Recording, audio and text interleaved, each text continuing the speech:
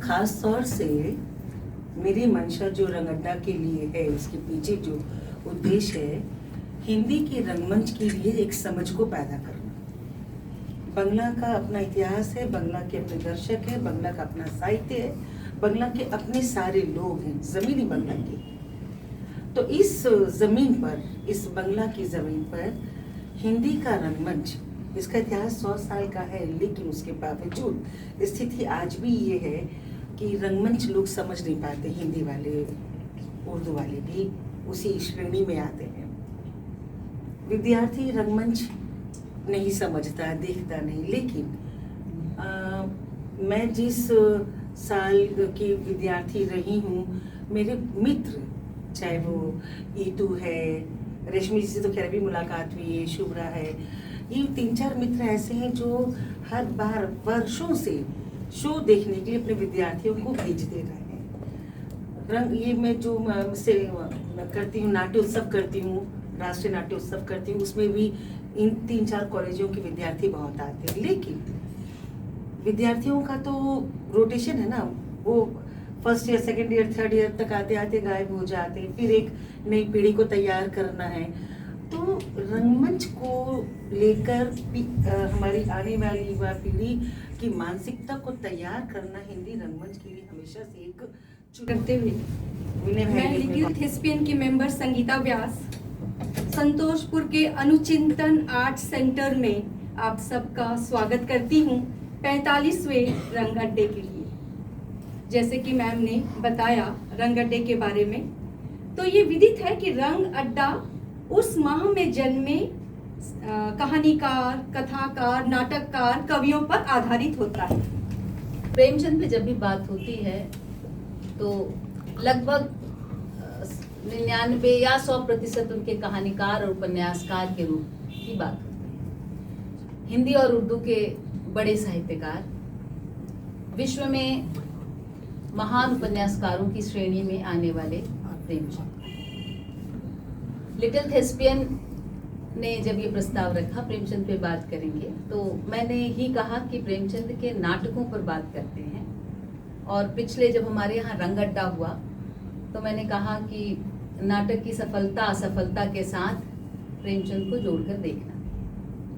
तो प्रेमचंद के नाटक पठनीय नाटक, इसमें कोई दो राय नहीं। सबसे पहले मैं आपके सामने उनके अगर गिनती करें तो 5 नाटक हैं, 2 एकांकी की तरह और 3 बड़े नाटक हैं उनके, जिसमें 1923 में संग्राम पहला नाटक उन्होंने लिखा, 1924 में करबला, 1924 रंगभूमि उनके उपन्यास के प्रकाशन का भी काल है, और 1933 में प्रेम की वेदी। ये तीनों नाटक पहले हम प्रेमचंद की नजर से देखते हैं कि प्रेमचंद जो कथाकार थे वो कितने सजग थे इस बारे में। अच्छा, एक और सूचना आपके लिए कि प्रेमचंद नाटक पढ़ा करते थे और उन्होंने अनुवाद के बहुत सारे काम किए थे। उसमें गॉल्सवर्दी जो कि ब्रिटिश राइटर थे, उनके 3 नाटकों का उन्होंने अनुवाद किया था 1930-31 में, हड़ताल, चांदी की डिबिया और न्याय। ये है क्या? हाँ, उपलब्ध। अच्छा, ये 3 नाटकों का उन्होंने अनुवाद किया था। तो नाटक क्या है, क्या जरूरत पड़ती है, और उसके पूरे फॉर्मेट को बहुत अच्छी तरह जानते थे। तो पहले मैं आपको मिलाती हूँ प्रेमचंद की खुद की दृष्टि में वो नाटक के लिए क्या कहते हैं, अपने नाटकों के लिए। तो जो आमुख या भूमिका है नाटकों की वो लिख रहे हैं। संग्राम नाटक, चूंकि वो उनका पहला नाटक था, तो कितने विनम्र थे ये भी आपको पता चलेगा। एक महान कहानीकार का और अपने समय में एक ऊंचाई तक पहुंचे हुए सम्मानीय कलाकार का जो स्वीकार करता है। मैं वहां से कोटेशन देती हूँ आपको। आजकल नाटक लिखने के लिए संगीत का जानना जरूरी है। वो दौर था जब नाटकों में गीत और संगीत, म्यूजिक होते थे। फारसी नाटकों की एक पूरी परंपरा थी जहाँ लोग बड़ी मात्रा में जाते थे। सिनेमा के इसने विस्तार के पहले की बात है। साथ ही साथ लोक नाट्यों में भी संगीत एक महत्वपूर्ण हिस्सा होता था। कुछ कवित्व शक्ति भी होनी चाहिए। मैं इन दोनों गुणों से असाधारणतः वंचित हूँ, यानी वंचित ही नहीं हूँ, बहुत ज्यादा मैं असाधारण रूप से मैं इन चीजों से वंचित हूँ। कुछ लाइनें छोड़कर, साहित्य के इस क्षेत्र में यह मेरा पहला, और आगे सुनिए, अंतिम दुस्साहसपूर्ण पदक्षेप है।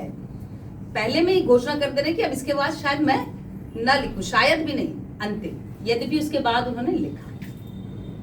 आगे इसी भूमिका में वो लिखते हैं, मेरे लिए नाटक लिखना ही कम दुस्साहस का काम न था, उसे स्टेज के योग्य बनाने की धृष्टता अक्षम्य होगी। तो एक तो ये नजरिया, दूसरा आप करबला नाटक वो लिखते हैं। करबला नाटक के बारे में थोड़ी, अच्छा मेरे पास समय कितना है? आप लेना। नहीं, बड़ी फिर भी अच्छी बात लग रही है ये, मुझे लग रहा है हम सबको मजा आ रहा है। प्लीज। करबला नाटक की पृष्ठभूमि मैंने 1924 बताई। 1924 में रंगभूमि उनका उपन्यास छप रहा था। उसके साथ भी एक कहानी है कि रंगभूमि उपन्यास जिस प्रेस में था उस समय बड़ी मुश्किल से बचा कर उसको रखा गया, क्योंकि उस समय दंगे हुए थे और जला दिया गया था प्रेस को भी, उनके प्रेस में नहीं, दूसरे प्रेस में।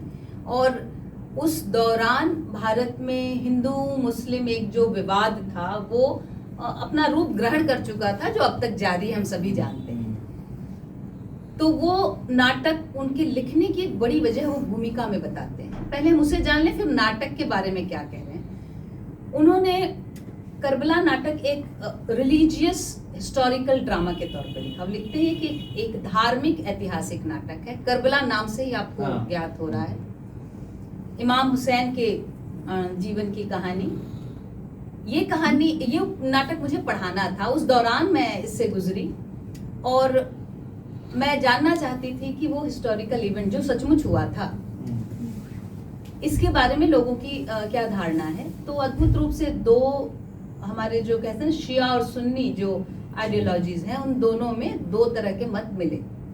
मैंने कोशिश की कि बीच का कोई रास्ता, क्योंकि प्रेमचंद ने इस नाटक लिखने के बाद कसम खा ली कि अब मैं नाटक नहीं लिखूंगा। क्यों? और विशेषकर उन्होंने ये कसम खाई थी कि मैं धार्मिक विषयों पर तो बिल्कुल नहीं लिखूंगा, क्योंकि इस नाटक में उन्होंने पूरा का पूरा जो कॉन्सेप्ट लिया है वो शिया जो आइडियोलॉजी है, जो उस पूरी कथा को बड़ी ही पीड़ा और वेदना से व्यक्त करती है। पूरा मरसिया का साहित्य लिखा गया है उस पे, इमाम हुसैन की जो शहादत है उसको लेकर।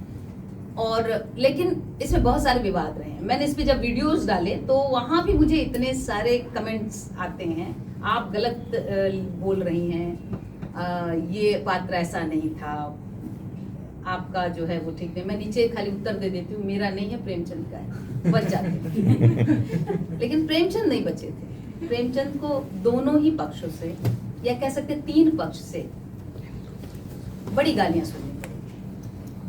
3 पक्ष मतलब तीसरा एक हिंदू पक्ष भी था। तो कहते थे कि आप ऐसे विषयों पर लिखने की क्या जरूरत है, आप अपने उस पर लिखिए।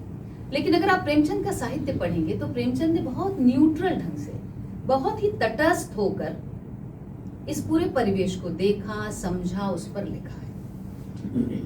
वहां आपको आपकी कमियां भी दिखाई गई हैं, दोनों संप्रदायों की, और दोनों की शक्ति का भी प्रदर्शन है। ये एक बड़ा विषय हो सकता है। तो ये नाटक लिखने के बाद उनको बहुत आलोचना झेलनी पड़ी, और उनकी चिट्ठियों में ये मिलता है जो मैंने पाया कि मैंने गलती कर दी, मुझे नहीं लिखना चाहिए था, इस तरह का मैं नहीं जानता था, लेकिन मैंने लिखा क्यों, ये भी उन्होंने बताया। उन्होंने ये बताया कि ये एक कहानी, उस भूमिका में वो कहते हैं कि हम इतने सालों से एक साथ रह रहे हैं, हिंदू और मुसलमान, लेकिन हिंदू मुसलमानों के इतिहास के बारे में, उनके धार्मिक जो विश्वास है उसके बारे में ठीक से नहीं जानते, और मुसलमान हिंदुओं के इतिहास के बारे में ठीक से नहीं जानते। तो मैं ये अब ये लिख रहे हैं उसी विवाद के समय में, आप समय को ध्यान में रखिए।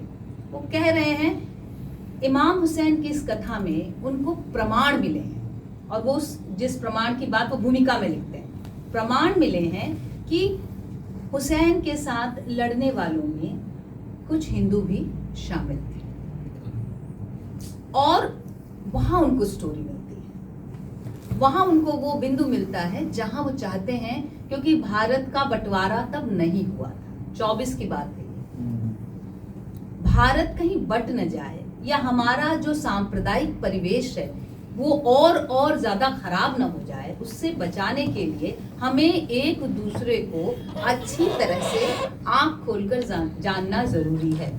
आप उस नाटक से जब गुजरेंगे तो आप पाएंगे कि उस नाटक में जहां भी मौका मिला है, कल्पना से ही, क्योंकि नाटक है तो एक स्वच्छंदता ली है लेखक ने, तो उन्होंने ये दिखाया है कि यहाँ से साधु, यहाँ से जो संत हैं वो मोहम्मद साहब की मजार पे जा रहे हैं वहां पे देखने कि कौन वो महान संत है जिसने इस तरह की एक विशाल सारी दुनिया बराबर है, मनुष्य में कोई भेद नहीं है, इस तरह का मंत्र दिया है। उसी तरह जो लोग वहां दूसरे समुदाय के हैं वो भी इमाम हुसैन को स्वीकार करते हैं, और वो जब लड़ाई में जाकर फंस रहे हैं तो करबला में जाकर उनके साथ लड़ रहे हैं। इसका एक पूरा उन्होंने स्टोरी लाइन दिया, बड़ा नाटक है, और बकायदा ये दिखाने की कोशिश की है, खुद इमाम हुसैन के मुंह से ये कहलाया है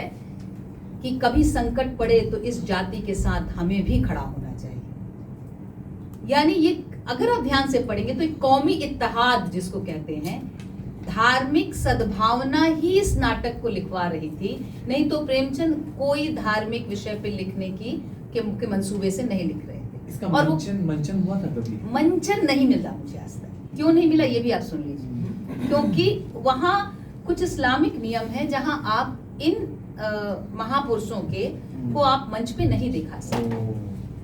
उनके साथ जो मतलब इस तरह का हुआ नाटक लिखा ही नहीं गया था, उस पर लिखा नहीं जा सकता रिलीजियसली, धार्मिक रूप से ये मना है। तो अगर आप, मैंने इसके बाद ढूंढने की कोशिश की, फिल्म भी देखी कुछ तो, लेकिन फिर भी ये है कि आप इसको मंचित नहीं कर सकते, इसको दिखा नहीं सकते। तो ये जी अभी कुछ मूवीज बनी हैं, ठीक है ना, जिसके ऊपर पैगंबर मोहम्मद साहब को भी उन्होंने कास्ट किया है। कास्ट किया, लेकिन चेहरा हाँ, नहीं, चेहरा नहीं है, तरीके हैं, चेहरा नहीं, फेस नहीं दिखाना है।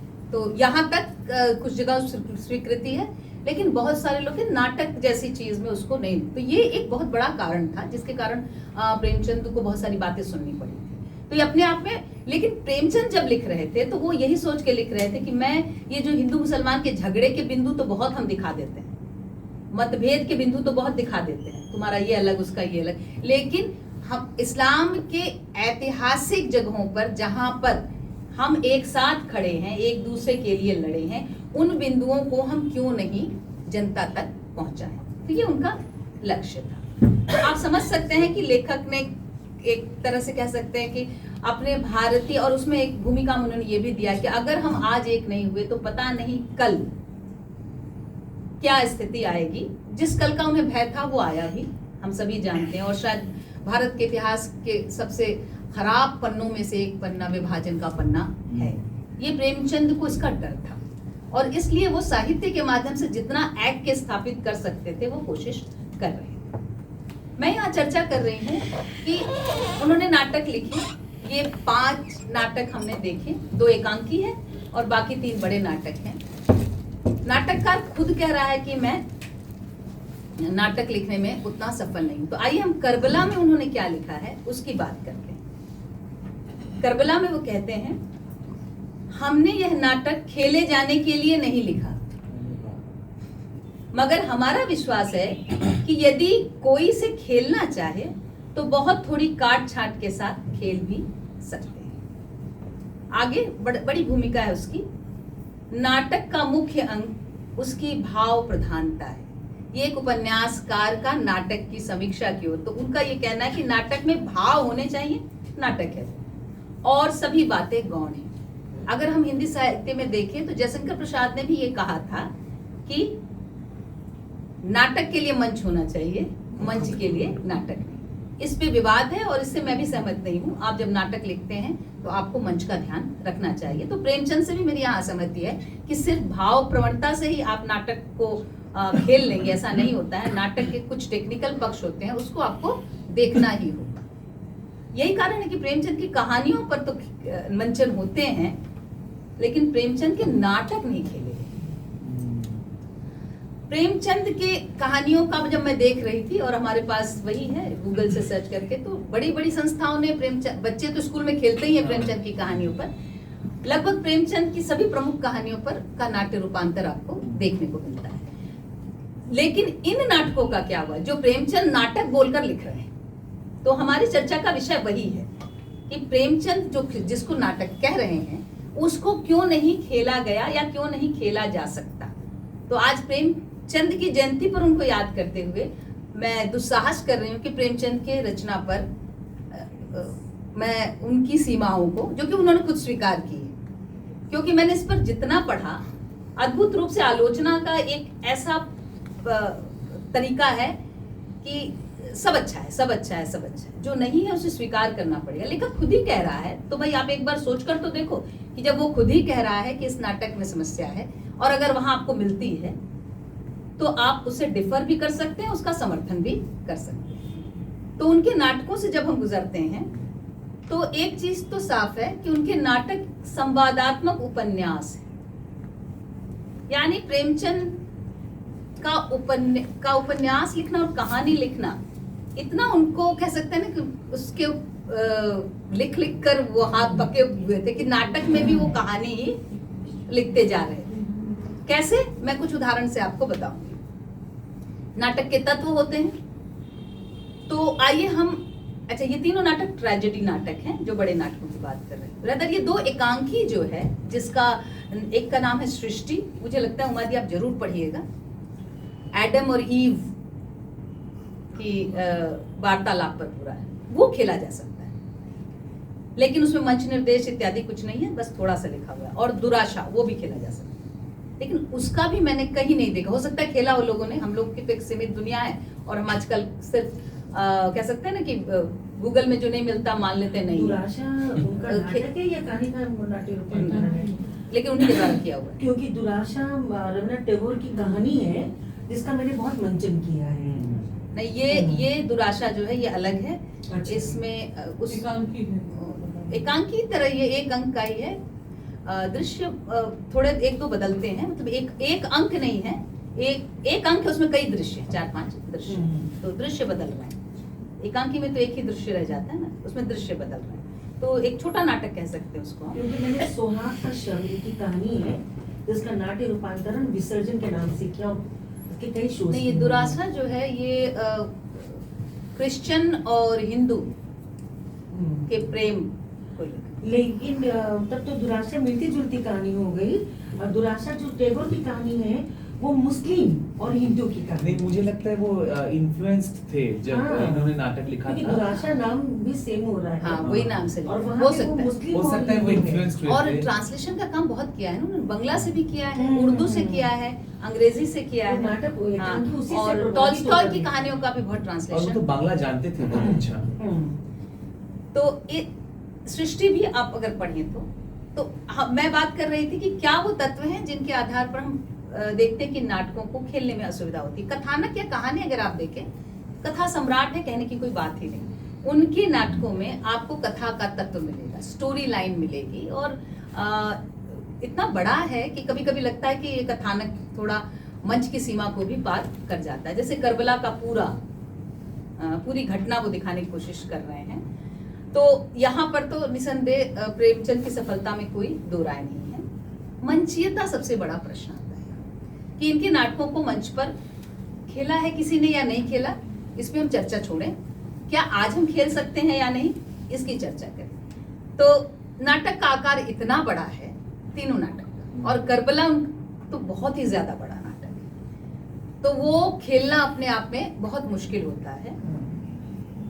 पात्रों की संख्या अगर देखें तो ये एक जरूरी तत्व होता है कि आप इतने पात्र हैं, मतलब नाटक को जब पढ़ रहे थे तो पात्रों की जो सूची आती है उसके अलावा भी भीतर पात्र हैं। अब हम लोग तो एक तरह से पोस्टमार्टम करते हैं कि जब पढ़ाते हैं बच्चों को, तो जो पात्र भीतर महत्वपूर्ण भी हैं उनका भी नाम इस लिस्ट में उनसे मिस हो गया है, तो इस लिस्ट में नहीं है। इसका मतलब जो पात्र आप खोलेंगी और पहले पन्ने पे दिखेंगे, उसके बाद भी और कुछ पात्र हैं जो कि नाटक के भीतर हैं और महत्वपूर्ण हैं। तो पात्रों की इतनी लंबी सूची है कि ये एक अपने आप में ये सिद्ध करती है कि इस नाटक को खेलना मुश्किल जरूर है। दूसरा है दृश्य, 5 अंक 42 दृश्य। संग्राम में देखेंगे 5 अंक 39 दृश्य। प्रेम की वेदी में ठीक है 1 अंक है और 5 दृश्य है, तो वो अपेक्षाकृत खेला जा सकता है उनकी दोनों की तुलना में। और ये दृश्य इतनी जल्दी जल्दी बदलते हैं कि शायद एक अगर पर्दा उठाना गिराना हो तो किसी किसी अंक किसी किसी दृश्य में तो आपको तुरंत गिराना है, 5-7 डायलॉग में फिर तुरंत उठाना। मतलब लेखक ने एक तरह से नाटककार के रूप में मंच निर्देशक के बारे में सोचा ही नहीं उन्होंने। और दृश्य बदल रहा है, मतलब अद्भुत युद्ध का मैदान आ जा रहा है, कहीं और ऐसा दृश्य, कुछ ऐसे दृश्य उन्होंने रखे हैं जो मंच पे संभव नहीं खेला। सिनेमा उस पर बना फिल्म बन सकती। शायद वो फिल्म लिख रहे थे शायद फिल्म में लिख कर आए थे तो उसका भी प्रभाव हो सकता है, फिल्म में भी लिख रहे थे। उस समय तक संभवतः फिल्म लिख चुके थे। नहीं 24 में 30 में गए, तो वो वहां जाकर ये कला उनकी काम आई। हाँ काम आई। तो दृश्य बहुत सारे दृश्य हैं, इसलिए इन 2 नाटकों को जो बड़े संग्राम और करबला को खेलना और उस रूप में खेलना लगभग नामुमकिन है। बाकी जो नाटक का निर्देशन करते हैं वो तय करेंगे। संवाद, प्रेमचंद की भाषा पर तो कोई प्रश्न ही नहीं है। इतना ल्यूसिड और इतनी सुंदर भाषा। करबला में जब वो लिखते हैं तो वैसे ही उर्दू, खालिस उर्दू आपको वहां मिलेगी। वहां उन्होंने बहुत सारे मर्सिया का इस्तेमाल किया है, जो प्रचलित मर्सिया है। कव्वाली का इस्तेमाल किया है, भजन का इस्तेमाल किया है। तो भाषा और वार्तालाप में उनकी भाषा बहुत ही सुंदर और सुगम। लेकिन कहाँ असुविधा होती है? जहां जो 1.5 पन्ने तक एक आदमी का वक्तव्य चलता रहता है। एक संवाद इतना लंबा कि शायद मंच पर आप वो बहुत गति कम कर देगा। और दर्शक का तो आपको सोचना ही होता है जब आप कोई नाटक कर रहे हैं। तो संवाद में बड़े संवाद अधिकांशतः इन दोनों नाटकों में काफी बड़े बड़े संवाद हैं। स्वगत संवाद है, तो एक पात्र बोल रहा है तो वो चला जा रहा है। वो छोटा हो सकता था अगर आप ध्यान से देखेंगे तो वो, लेकिन अनावश्यक रूप से मुझे वहां विस्तार दिखाई देता है। भाषा में जो संक्षिप्तता नहीं है, पात्रानुकूलता है। जैसा पात्र वैसी भाषा उन्होंने लिखी है। स्वाभाविकता भी है, जहां लंबे वाक्य हैं उनको छोड़कर गतिशीलता भी आपको मिलेगी। प्रभाव भी वैसा है। अगर आप करबला नाटक पढ़े, रोंगटे खड़े करने वाले संवाद आपको वहां मिलेंगे। नाटक में एक और जो सबसे बड़ी समस्या आती है जब हम प्रेमचंद ही नहीं, जब जयशंकर प्रसाद को पढ़ते हैं, गीत। अगर उन गीतों को मंच पे गाया जाए तो मुझे लगता नहीं कि पूरा 7-8 घंटे तक नाटक चलता रहे तो भी कम, क्योंकि गीत गाएंगे तो आपको पूरा गाना है। उसी में कव्वाली है, उसी में मर्सिया है, उसमें भजन है। तो गीतों की योजना नाटक को सुंदर तो बनाती है, लेकिन इतने ज्यादा गीत अपने आप में नाटक को शिथिल बनाते हैं। तो करबला में बहुत जगहों पर आपको ऐसे लंबे लंबे गीत मिलेंगे। और ऐसा नहीं है कि गीत सिर्फ उन्होंने किसी कव्वाली से ले लिया है, वो भी किया है, लेकिन साथ ही साथ कुछ गीत खुद रचे भी हैं। तो प्रेमचंद के गीत बहुत अच्छे नहीं बन पड़े। मतलब कभी तो जैसे अगर जयशंकर प्रसाद को आप पढ़ें तो जयशंकर प्रसाद के नाटकों के गीत अपने आप में काव्य हैं और अलग से पढ़ाए जाते हैं। खैर प्रेमचंद ने खुद भी माना है कि कवित्व की शक्ति से मैं उतनी मेरे में नहीं है। तो ये अपने आप में ये गीत कहानी को आगे बढ़ाने की जगह कहीं ना कहीं नाटक को की गति को कम करते हैं। संग्राम में भी गीत है, वहां बहुत सुंदर ये लगा कि लोक गीतों की उन्होंने कुछ योजना की है, वो बहुत सुंदर बन पड़े हैं। प्रेम की वेदी में कोई गीत नहीं है, बाकी जो 2 नाटक हैं उनमें भी नहीं है। ध्वनि और संगीत की योजना बहुत महत्वपूर्ण होती है, या मंच में कब क्या हो रहा है इसके बारे में ज्यादा उन्हें, सुबह है शाम है 2 लोग बैठे हैं, मतलब ऐसा लगता है कि हम कहानी पढ़ रहे हैं। तो जिस तरह इसको मैं कहती हूँ दृश्य निर्देश नहीं है, बल्कि कथा में जिस तरह से घटनाएं वर्णित होती हैं वैसे निर्देश उन्होंने दिए हैं। तो कहानी पढ़ करके आपको नाटक करने में जो तकलीफ होगी वही तकलीफ आपको यहाँ नाटक पढ़ के भी नाटक करने में होगी। तो वहां पर वर्णन इस तरह से किया गया जिसे मैं मंच निर्देश नहीं कहती, ये दृश्य निर्देश कहिए या दृश्य वर्णन आपको ज्यादातर मिलता है। वेशभूषा का भी जो निर्देश है वो जैसे कहानी उपन्यास में होता है वैसे ही है। आपको ये नहीं लगेगा, आपको लगेगा कहानी में जैसे एक पीला कपड़ा पहने हुए व्यक्ति आता है, लंबा है, देखने में ऐसा है, लेकिन मंच के लिए जितने निर्देश की आवश्यकता है वो नहीं है। खैर ये हर जगह भी नहीं होता है, लेकिन उसके बावजूद भी हम इस तथ्य को देख रहे हैं। अगर हम प्रेमचंद के नाटकों को देखें तो वो दर्शक से ज्यादा पाठकों को सुना रहे हैं। तो उनके यहाँ दर्शक की तुलना में, क्योंकि दर्शक जो है मॉडर्न ड्रामा में बहुत इंपॉर्टेंट है। एक समय था जब दर्शक सिर्फ दर्शक था, अब दर्शक पार्टिसिपेंट भी होता है। दर्शक को मॉडर्न ड्रामा इन्वॉल्व भी करता है।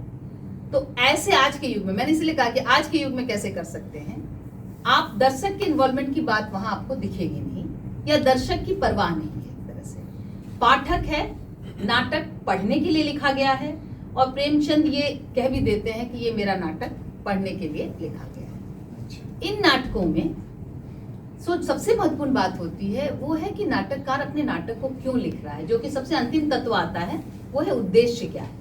मैंने प्रारंभ में ही बात की उद्देश्य की, कि प्रेमचंद जो नाटक लिख रहे थे, इन नाटकों का जैसे संग्राम में आपको किसान की समस्या दिखाई गई है, प्रेम की वेदी में जो दो धर्मों के बीच प्रेम और विवाह की समस्या होती है उसको दिखाया गया है। और करबला की हमने बात कर ही ली। करबला बिल्कुल भी करबला की घटना को केंद्र में रखकर लिखने के लिए लिखा नहीं गया था, वह भारत के उस समय के राजनीतिक सामाजिक ताने बाने को जो उलझ रहे थे उसे सुलझाने के लिए लिखा गया था। तो प्रेमचंद नाटककार के रूप में सच कहें तो मुझे सफल नहीं लगते। वो एक कथाकार के रूप में अतुलनीय हैं, उनकी तुलना नहीं की जा सकती। लेकिन नाटक लिखते समय इन दो छोटे नाटकों के अलावा उनके बाकी 3 नाटक लगभग असंभव है खेलना।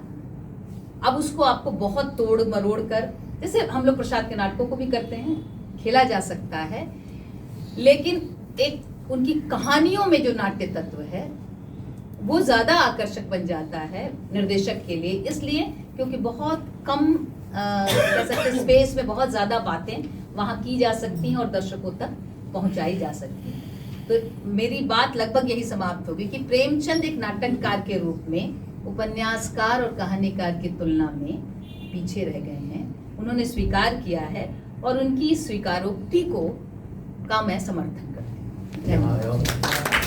उन्होंने हमको ये मौका दिया है कि आज एक ऐसे शख्स पर बात की जाए, चाहे मुख्तसर ही सही, जिसको समझना कभी आसान नहीं रहा। अभी हम प्रेमचंद के बारे में सुन रहे थे। प्रेमचंद की कहानियों में इतने ड्रामे हैं कि तकरीबन 300-400 कहानियाँ उनकी मंचन हो चुकी हैं, उनको प्रेजेंट कर दिया जा चुका है। और here we find a very opposite person. यहाँ जो है Franz Kafka is absolutely a different person. और जाहिर है कि दोनों के हालात बिल्कुल अलग हैं, दोनों के सोशल स्टिग्मास अलग हैं, और दोनों बहुत बड़े राइटर हैं। करबला का अभी वाक़या इन्होंने सुनाया है।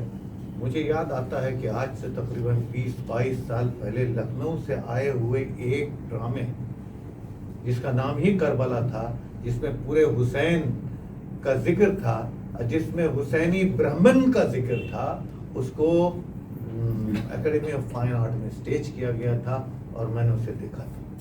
भाई बरसों तक मेरे ध्यान में रहा कि किसी सूरत में उसे या उस तरह के ड्रामे लिखूं जो मैं अब तक नहीं कर सका। इसलिए कि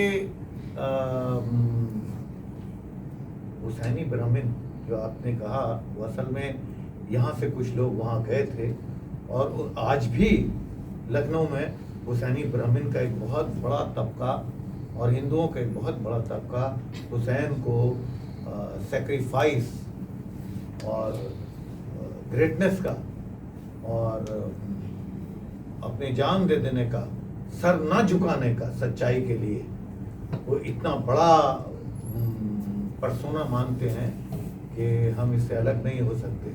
वैसे प्रेमचंद इतना प्यारा कहानीकार है कि यह बोलती चली गई, मेरे जहन में बहुत सारी कहानियाँ घूमती चली गई।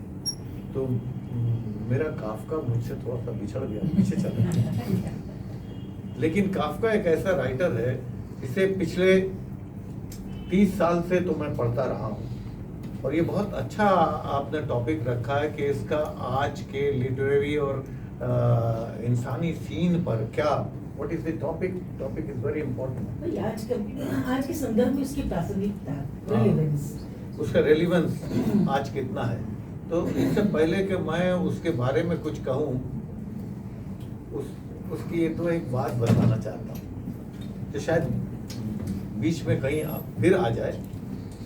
उसने एक बार कहा था कि ये पूरा जो समाज मेरे सामने है, पूरी सोसाइटी जो है, यहाँ जो लोग हैं, वहाँ तमाम के तमाम एक नकली चेहरे लिए हुए घूम रहे हैं, और मैं अपना असली चेहरा लिए यहाँ आ गया।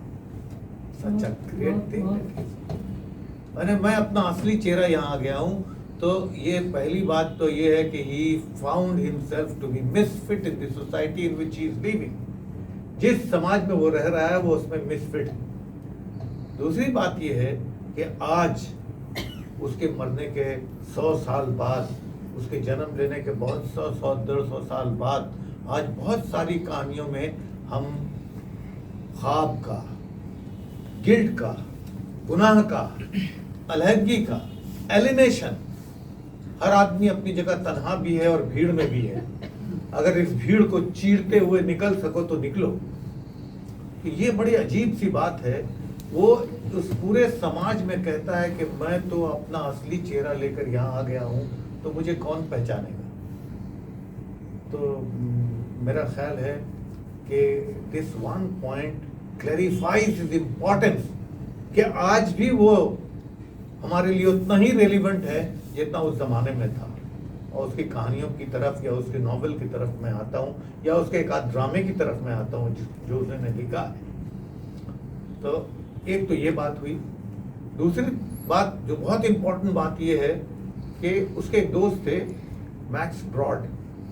मैक्स ब्रॉड बहुत करीबी दोस्त थे फ्रांस काफका के, और फ्रांस काफका ने उनसे कह दिया था कि मैंने जो कुछ लिखा है इसे आप दरिया बुर्द कर दें, यानी समंदर में बहा दें, जला दें, खत्म कर दें, लेकिन इसे प्रिंट ना करें, इसके कोई जरूरत नहीं। उसने अपने दोस्त की बहुत सारी बातें मानी, लेकिन इस बात को मानने से इनकार कर दिया और उसकी तमाम चीजों को प्रिजर्व कर दिया, बचा लिया। तो हमारे पास ऐसी कहानियां और ऐसे नॉवेल्स आए जो आज भी हमारे लिए इतना ही इम्पोर्टेंट है, और हम अपने समाज में भी वैसे ही महसूस कर रहे हैं। तीसरी अहम बात, मैक्स ब्रॉड उसका दोस्त था। एक दिन उसके घर में उससे मिलने गया।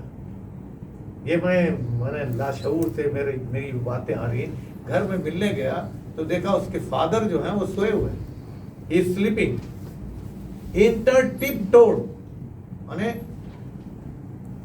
बस पंजों के बल आहिस्ता आहिस्ता अंदर गया, और उसने क्या कहा, कंसिडर मी अ ड्रीम, मुझे एक ड्रीम समझिए और आपने नींद में रहिए।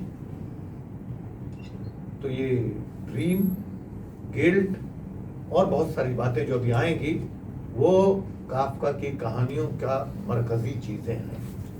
आज बहुत सारी उर्दू कहानियों, उर्दू नॉवेलों में मुसलसल जिन लोगों को जेवीसी अवार्ड मिला है, जिन लोगों को 25 लाख रुपए के इनाम मिले हैं, उन तमाम चीजों में मैं देखता हूँ बड़ी संगीन झलकियां काफका की, अल्बेर कामू की और दूसरे लोगों की आ रही हैं। और यहाँ लोग ये कहते हैं कि अगर काफका इन कहानियों को सुन लेता या अल्बेर कामू इन कहानियों को सुन लेता तो आज के कहानीकार के हाथ और मुंह चूम लेता। ऐसा नहीं है। ये तमाम मटेरियल्स वहाँ से आए हैं जो अब तक रेलिवेंस है। That is the most important thing. तो थोड़ा मैं इत्मीनान के साथ इसको बोल रहा हूँ कि फ्रांस काफका, जैसे आपने कहा, 1883 में पैदा हुआ और 1924 में मर गया। तो it was a short life, बड़ी छोटी सी जिंदगी, छोटा सा जीवन। तो कहते हैं ना, माने आप क्या करके जा रहे हैं वो ज्यादा इम्पोर्टेंट है, बजाय इसके आप कितना जी रहे हैं। जिंदगी बड़ी होनी चाहिए, लंबी नहीं। तो इन लोगों ने ऐसी बड़ी जिंदगी जी है जो आज तक हम हैरान और परेशान हैं। आज तक इनके माने तलाश कर रहे हैं, इसलिए कि ये पूरी जिंदगी खुद माने तलाश करता। इतना कॉम्प्लिकेशंस थे उस जमाने में, या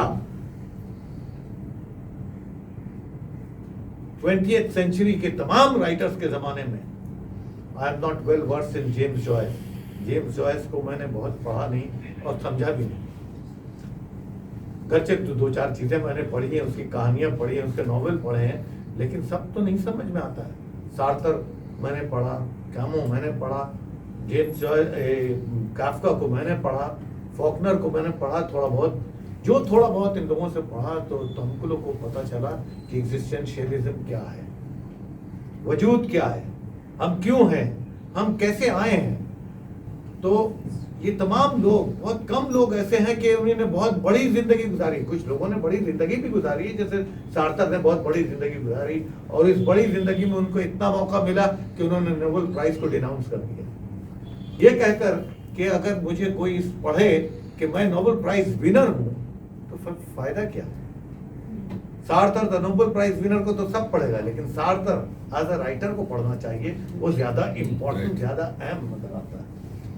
तो चूंकि हमारे यहाँ कुछ बच्चियां भी बैठी हैं, तो मैं बहुत सहल जबान में, आसान जबान में, चाहे इंग्लिश हो, उर्दू हो, या थोड़े से हिंदी लफ्ज भी आ जाएं, और कहीं हिंदी लफ्ज गलत हो जाएं तो मुझे माफ कर दीजिए।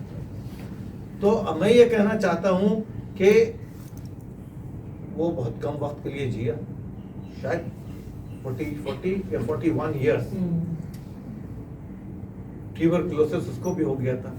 अब देखिए कैसे बड़े बड़े राइटर इतनी ही उम्र में चले गए। John Keats died of tuberculosis at the age of 25 और 24, और क्या छोड़ के गया। अगर उसके सिर्फ 5-7 ओड्स अगर ले, ode to a nightingale, ode to a Christian, तो आप समझ लीजिए कि उन चंद नज़्मों में हमारी जिंदगी खत्म हो सकती है। हम उसमें बह सकते हैं, हम उसमें कहां से कहां निकल जाएंगे। उसी तरह आप देखिए शेली, he died young, very young, and his love poems are extraordinary. उसी तरह आप देखिए अल्बियर कामो को, जिसके 3-4 नॉवेल हैं, 5-6 ड्रामे हैं, जबरदस्त ड्रामे हैं। एक ड्रामा तो खुद इंसाफ मैंने तर्जुमा किया और मुझे इस बात की खुशी है, लेकिन इनका ड्रामा हमको अभी तक हाथ में नहीं आया जो हम इसका तर्जुमा कर सकें। But he is very dream like. जैसे कि मैंने कहा कि वो पहले दिन अपने दोस्त के घर में दाखिल हुआ तो कहा कि मुझे ख्वाब ही समझिए, तो उसकी कहानी में भी ख्वाब बहुत है। तो कहने का ये मतलब है कि इनकी जिंदगी बहुत बड़ी थी, इनकी उम्र बहुत कम थी। बिल्कुल उसी तरह जिस तरह बायरन की उम्र थी। बायरन बहुत अमीर आदमी था, Lord Byron, but he spent all his money for the rebuilding of the Greeks, जो आहिस्ता आहिस्ता फॉल कर रहा था उस जमाने में। क्या बड़ा शायर। She walks in beauty like the night, रात की तरह वो जब चलती है। तो ये अपनी छोटी सी उम्र में, छोटी सी आयु में इन्होंने अपना इतना कुछ छोड़ दिया है कि हम उस पर राइट कर सकते हैं, उस पर जिंदगी अपनी गुजार सकते हैं, उसे बार बार पढ़ सकते हैं। It does not matter how many years you live, it matters what you left for humanity. इंसानियत के लिए आप क्या छोड़ सकते हैं। तो all of them, जिनका नाम मैंने लिया, इन तमाम लोगों ने बहुत ही रिच लिटरेचर हम लोगों को दिया। रिच लिटरेचर जिसका असर अब तक, अभी तक मॉडर्न लाइफ में सब कुछ हर जगह हो रहा है। आप कैमू का novel the fall, the outsider, और उसके प्लेस द जस्ट, मिसअंडरस्टैंडिंग, ये तमाम चीजें आप पढ़ें तो आपको ऐसा नहीं लगेगा कि ये कैरेक्टर कहीं बाहर से आया है, लेकिन वो खुद कहता है, बल्कि तमाम ये राइटर जिनका नाम ले रहा हूं, ये कहते हैं कि हम इस दुनिया में बस यूं ही बहा दिए गए हैं। The God is dead, and dead at that time जब नीचे पैदा हुआ तो वही जर्मन, ये भी German, he was born in Prague और चेक ब्रेक इलाके में रहता था, लेकिन वो लिखता जर्मन में था, फ्रांस काफ्का। तो ये वो लोग हैं जो अपनी नॉवेलों के जरिए या philosophical attitude, the myth of Sisyphus, आप देखिए द मिथ ऑफ सिसिफस, पूरी किताब बहुत संगीन है, पढ़ने के लायक है। एग्जिस्टेंशियलिज्म, जो आपका वजूद है, क्या है, आप क्यों हैं, कहाँ से आए हैं, आपको जाना कहाँ है, ये आपका इलाका जो है जिसमें आप जी रहे हैं, ये कॉन्स्ट्रक्टिव है, ये सिस्टम में है, या पूरा सिस्टम ब्यूरोक्रेटिक सिस्टम आपके खिलाफ है। This is the bureaucratic system जिसके खिलाफ तमाम लोग लड़े हैं। और वो द आउटसाइडर में भी यही बात है। अच्छा, जब कहानियां शुरू होती हैं, जैसे अभी एक कहानी की इब्तिदा, किसी कहानी की इब्तिदा के बारे में आपने बताया,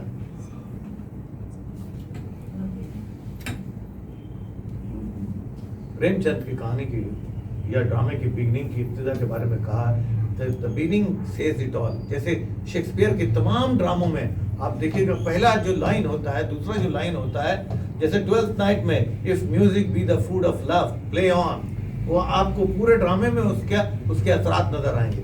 जैसे आप मैकबेथ को अगर देखें, जिसमें 3 विचेस आकर कहती कि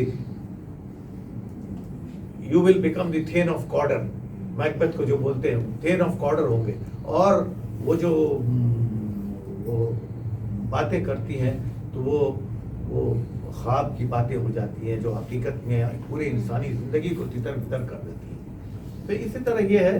and Kafka with all this, with the society at his background, with his own relationship with people, बहुत अगर वक्त हो तो आप तरफ इशारा करो।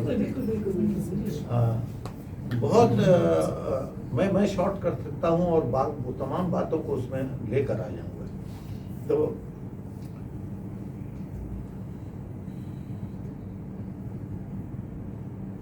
मैंने पूरा इसका काफका जो है influential story teller 20th century का इसलिए हुआ कि वो जब लिखता था तो ख्वाब देखता था, यानी जागते हुए ख्वाब देखता था, नींद में नहीं ख्वाब देखता था।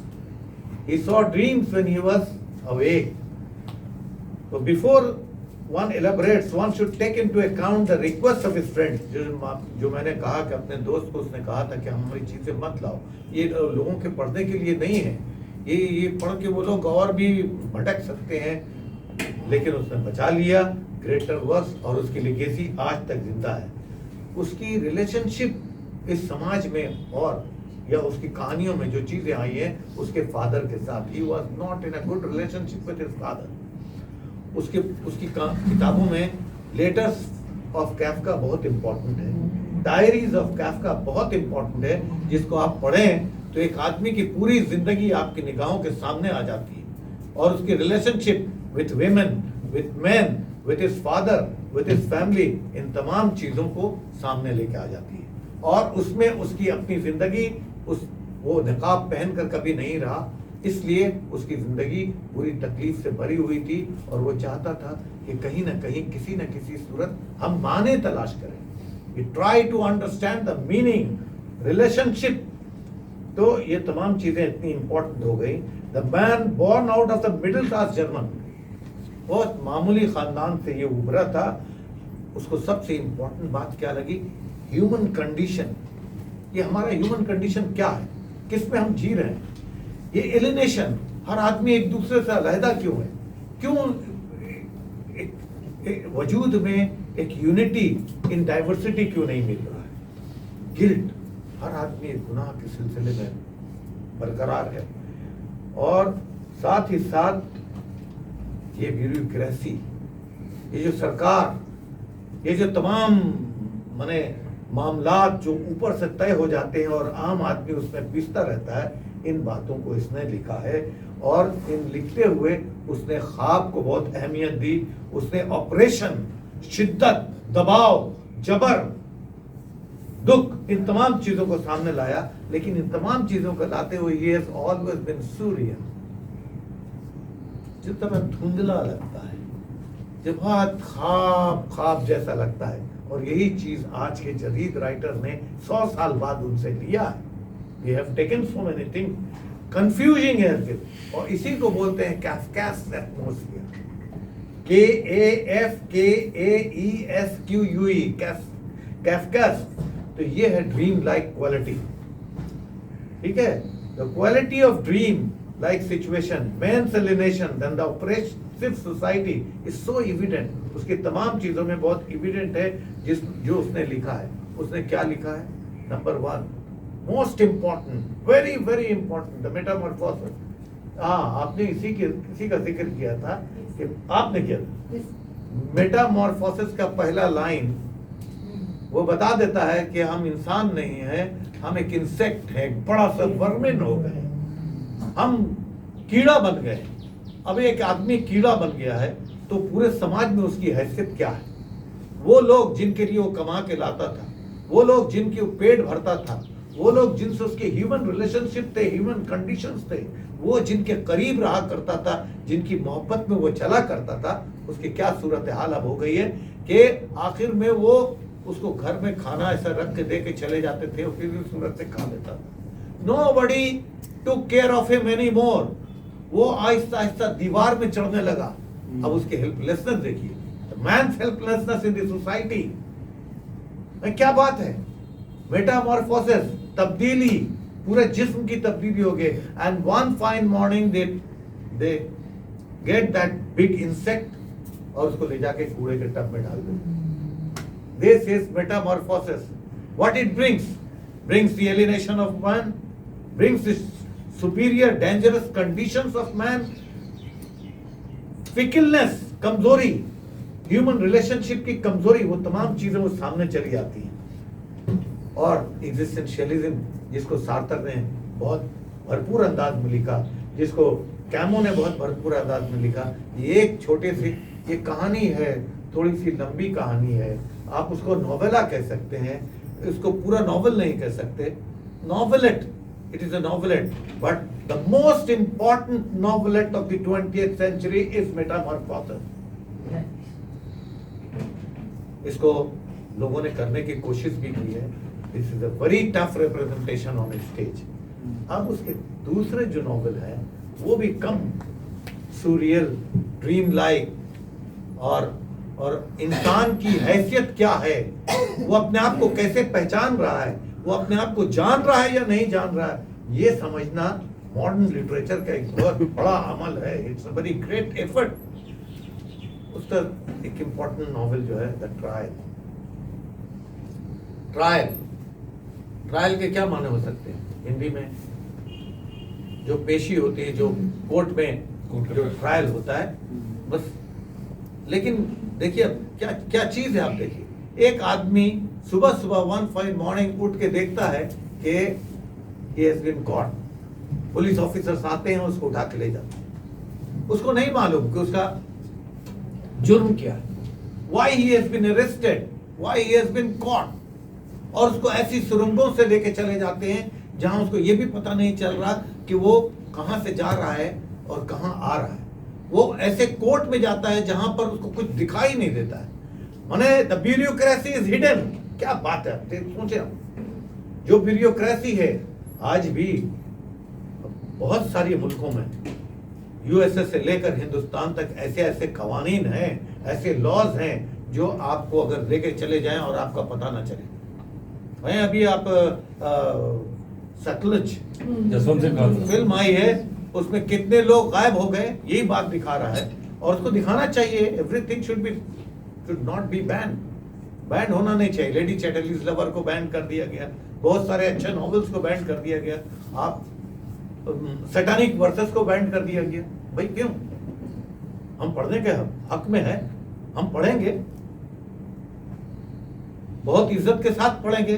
जो चीज नहीं लेने की है उसको नहीं लेंगे, जो चीज लेने की है, जो चीज मानी, ये माने तलाश कर रहे हैं ये लोग, क्या कर रहे हैं। तो this man has been arrested, उसको ले जाया गया, उस पर अदालत केस चल रही है, वो अपने जिंदगी के काम में भी मुब्तला है।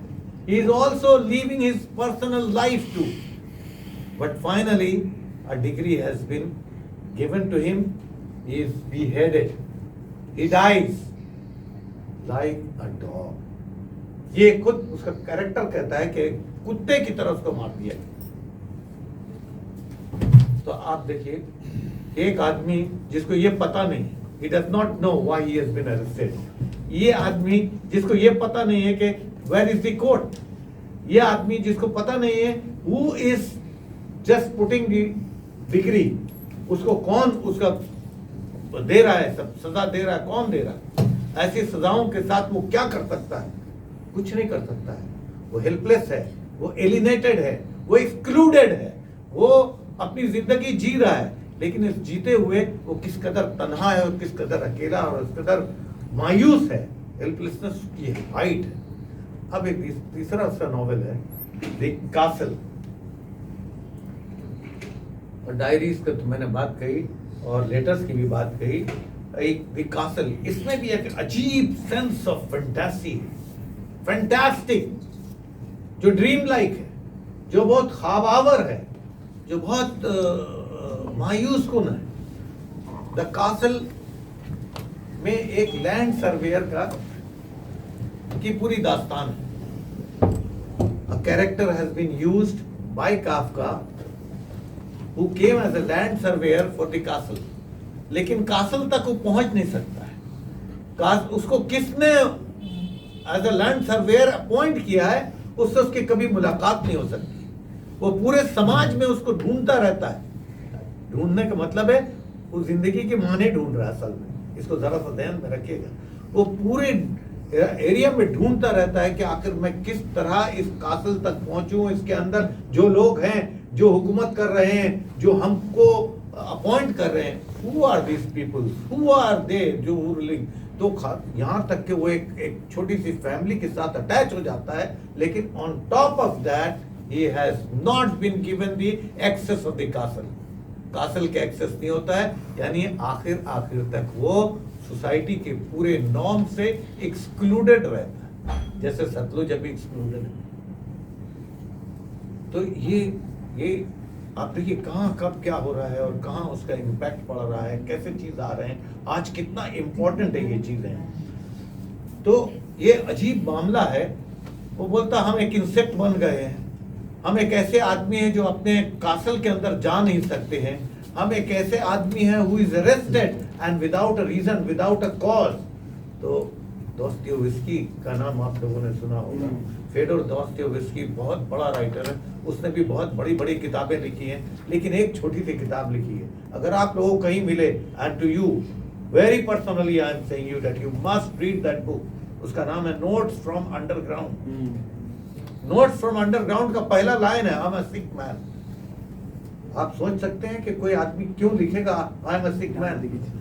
कोई आदमी क्यों लिखेगा like Kafka that I have been transformed into a huge insect, a vermin. तो ये तमाम चीजें वहां से आई हैं. और उस किताब में उस Dostoevsky was quite earlier to Kafka. उस किताब में ये बात भी है कि अक्सर वो ये सोचता था कि वो एक इंसेक्ट बन गया. And from this little reference he wrote such a great book, such a great novel, जो आज भी timeless है. उसको हम हटा नहीं सकते. The sound and reactions of others in the house, उसका जो घर है जहां वो इंसेक्ट बन गया है, वहां साउंड और रिएक्शन जो उसको उसके दिल को तोड़ देता है, उसको तबाह कर देता है. और वो इसलिए लिखता है, he said in one of his very famous line, कि अगर आप ऐसी चीजें न लिखते हैं जो एक एक्स की तरह, एक कुल्हाड़ी की तरह आपके अंदर के बर्फ को टुकड़ा टुकड़ा ना कर दे, तो आपको लिखने की जरूरत नहीं. Don't try. क्या बात है. That is what Kafka said. अब देखिए ट्रायल है, ये तमाम चीजें हैं, कासल हैं, ये सब में क्या है, क्या what is the theme, what is the importance of this place. I am coming, I am short, very short. ठीक है. तो यहाँ पर आपको आदमी का कोई गिल्ट, कोई गुनाह, कोई कमजोरी, कोई शिकस्तगी, कोई अलहदगी, वो हमेशा शामिल रही. और वो ऐसे चलता है जैसे कि वो इन दुनिया में नहीं चल रहा है, बल्कि हवा में चल रहा है, या कोई ख्वाब में चल रहा है, या कोई ऐसी सरजमीन में चल रहा है जो सपनों की दुनिया में उगाई. ये है वो चीज. अब ये गिल्ट क्यों है? Why this guilt is there? क्यों आप अपने आप को गुनाहगार समझेंगे?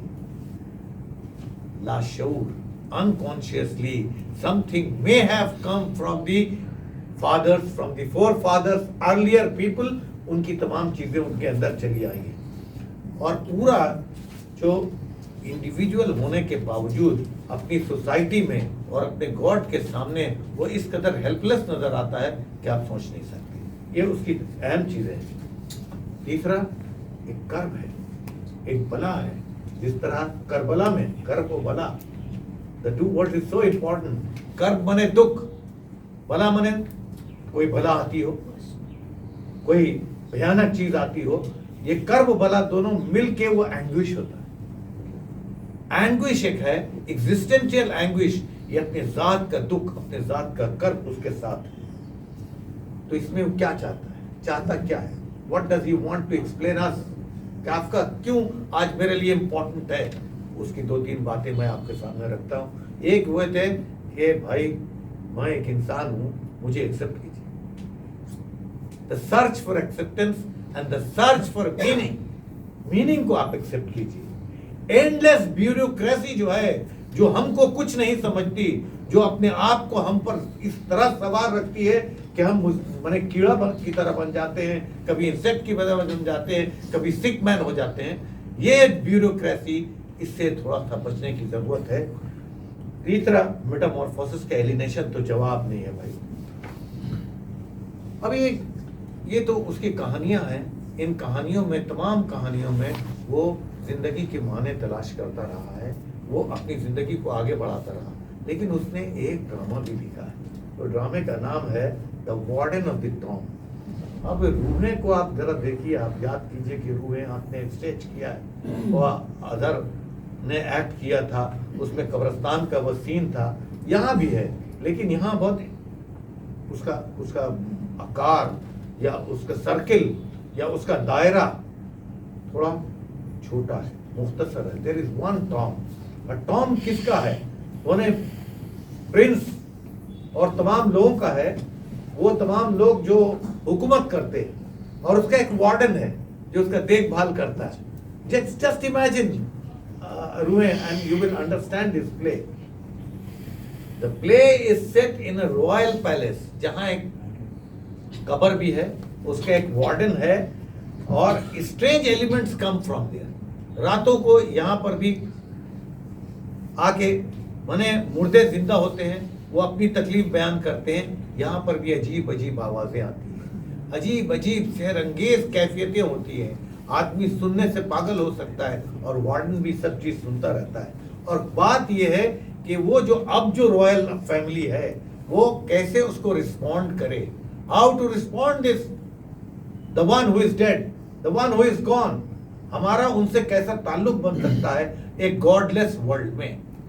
ये तमाम चीजें एक सेहरंगेज, एक एरी फिजा, EERIE, इसको बहुत ही कपकपाते हुए मंजर में हम देख सकते हैं। एरी फिजा क्रिएट करते हैं। कुछ चीजें हॉन्टेड नजर आती हैं, कुछ चीजें ऐसी नजर आती है जो बहुत फंटास्टिक हैं, और the present situations keeps us in the same venue. Characters भी बहुत मुख्तसर हैं। एक प्रिंस है जो पॉलिटिकल ऑथोरिटी की तरह काम करता है। He becomes the higher force faced with mysterious forces, लेकिन उसको भी उस मिस्टीरियस फोर्सेस का सामना करना पड़ रहा है। और चैम्बरलेन है, एक कोर्ट ऑफिशियल है, वो आता है, रिपोर्ट करता है कि आज क्या हुआ, आज क्या हुआ, आज क्या हुआ। वार्डन है, वो सिंबलाइज कर रहा है कुछ। वार्डन किस बात का सिंबलाइज कर रहा है? ऑथोरिटी का, सिंबलाइज कर रहा है ट्रेडिशन का। बरस से कोई ना कोई हम लोगों को देखभाल करता आया, अपने तौर पर हमें जीने का हक हासिल नहीं है, हमको अपने तौर पर जीने का हक दिया जाए। अनसर्टेनिटी, जिंदगी की अनसर्टेनिटी को इन लोगों ने अपनी किताब में, अपने नॉवेल में, अपने ड्रामे में, ये एक ड्रामा ऐसा है जिसको कई बार खेला गया वेस्ट में, लेकिन बहुत ज्यादा मकबूल नहीं हुआ। It's not popular in the same way that he is a better novelist, he is a better short story writer than a better dramatist.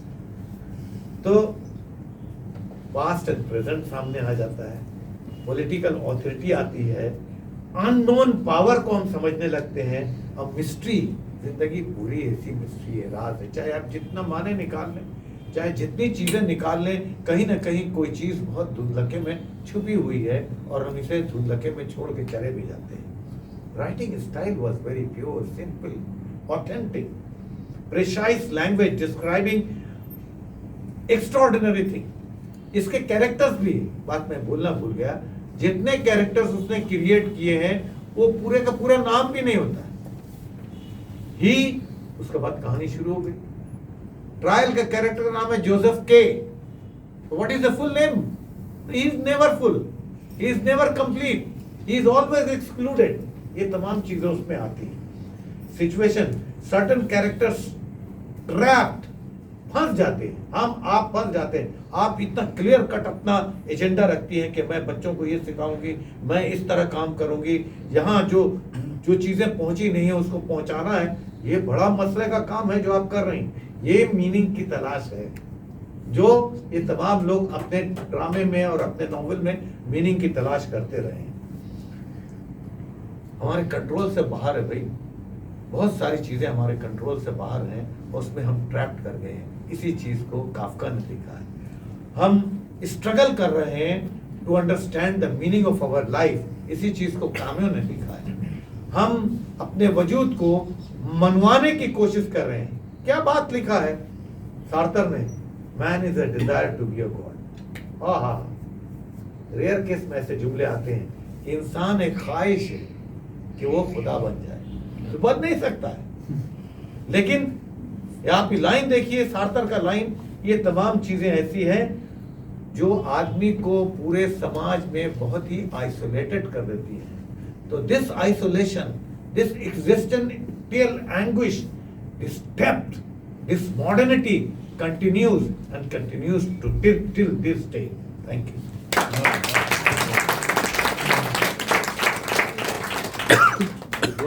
होठों की थरथराहट, एक कवि को और क्या चाहिए। आज सुबह के अखबार में एक छोटी सी खबर थी कि पिछली रात शहर में आया था बाघ।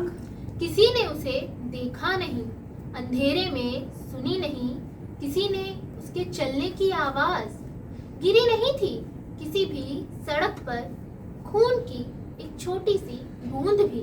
पर सबको विश्वास है कि सुबह की अखबार में छपी हुई खबर गलत नहीं हो सकती कि जरूर पिछली रात शहर में आया था बाघ। सच्चाई यह है कि हम शक नहीं कर सकते। बाघ के आने पर मौसम जैसा है और हवा जैसी बह रही है, उसमें कहीं भी और कहीं भी आ सकता है बाघ। पर सवाल यह है कि आखिर इतने दिनों बाद इस इतने बड़े शहर में क्यों आया था बाघ? क्या वह भूखा था, बीमार था? क्या शहर के बारे में बदल गए हैं उसके विचार? यह कितना अजीब है कि वह आया, उसने पूरे शहर को एक गहरे तिरस्कार और घृणा से देखा और जो चीज जहां थी उसे वहीं छोड़कर चुप और विरक्त चला गया बाहर। सुबह की धूप में अपनी अपनी चौखट पर सब चुप हैं, पर मैं सुन रहा हूँ कि सब बोल रहे हैं। पैरों से पूछ रहे हैं जूते, गर्दन से पूछ रहे हैं बाल, नखों से पूछ रहे हैं कंधे, बदन से पूछ रही है खाल कि कब आएगा, फिर कब आएगा बाघ।